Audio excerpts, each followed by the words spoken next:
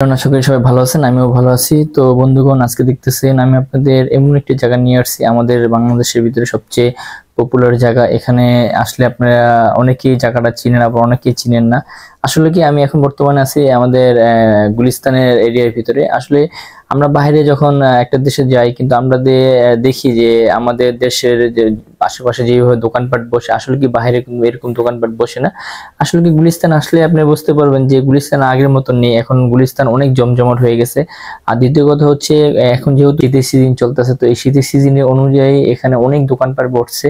Plus আপনার যে রাস্তাঘাট গুলো আছে, এই রাস্তাঘাট গুলোর ভিতরে দেখা যাচ্ছে আগে যেমন একটা ফুট বসছে, দুইটা ফুট বসছে, এখন একসাথে সিরিয়াল দুইটা তিনটা করে ফুট অলরেডি এখন বসে। কেননা এখানে দেখা যাচ্ছে ভিতরে যে দোকানপাট আছে তার থেকে বেশি বাইরের দোকানপাট গুলো চলে। আসলে কি এই দোকানপাটে বাইরে যে ভালো ভালো এখন বর্তমানে কোয়ালিটি মাল বিক্রি করে। আর প্লাস এখানে আপনার সকল ধরনের আইটেম পাবেন। আর দ্বিতীয় কথা হচ্ছে, এখানে প্রাইস গুলো ফিক্সড একদমই বেচা কিনা করে। কিছু কিছু দোকান আছে দামাদামি করে বিক্রি করে। আসলে কি এই যে আপনি মেইন পয়েন্ট, এখানে দোকানপাট অনেক দোকানপাট এখন বর্তমানে বসে। আর আসলে আমরা বাইরে যখন যাই, কিন্তু আমাদের এই গুলিস্তানের মতন কোনো দোকানপাট আমরা দেখি না। আসলে আমি মাঝে মাঝে এখানটা যাই, তো চিন্তা ভাবনা করলাম একটা ভিডিও বানাই দেখি। অনেকদিনই মন চায় যে একটা ভিডিও তৈরি করি। আসলে কি করি না, কেন করি না? অনেকে বলবে যে কেন ভাই আপনি আবার এইসব ধরনের ভিডিও বানাইতেছেন। তো সেই ক্ষেত্রে আমি সবাইকে সাজেশন করব, যারা এই বর্তমানে শীতের জন্য আপনারা যারা ভালো ধরনের কাপড় কম টাকার ভিতরে কিনতে চান, আপনারা এই গুলিস্তানে আসতে পারেন। গুলিস্তানে আশেপাশে যে ফুটপাতে যে দোকানপাট গুলো বসে, আসলে এই দোকানপাটে আপনি ভালো ভালো কোয়ালিটি মাল পাবেন। যেটা দেখা যায় আপনি শোরুম থেকে কিনতে গেলে যে টাকা পাবেন তার থেকে একটু কমে পাবেন। আর এখানে ভালো ভালো এক্সপোর্টের মাল পাওয়া যায়।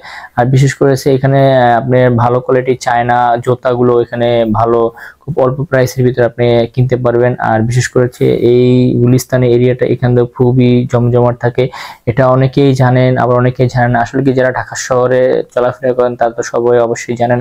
আর যারা ঢাকার বাইরে আছেন তারা তো জানেন না আসলে ঢাকা শহর কিরকম। ঢাকা শহর আসলে বুঝতে পারবেন। আসলে কিছুদিন আগে এক ভাই আসছে ঢাকা শহরে, এসে বলতেছে যে ভাই আমি প্রথমেই ঢাকা শহরে আসলাম। আসলে কি, তো সে কখনো ঢাকা শহর আসেনি, আর ঢাকা শহর এসে বলে ভাই ঢাকা শহর তো এত জনসংখ্যা, এত পাবলিক, এত গাড়ি ঘোড়া।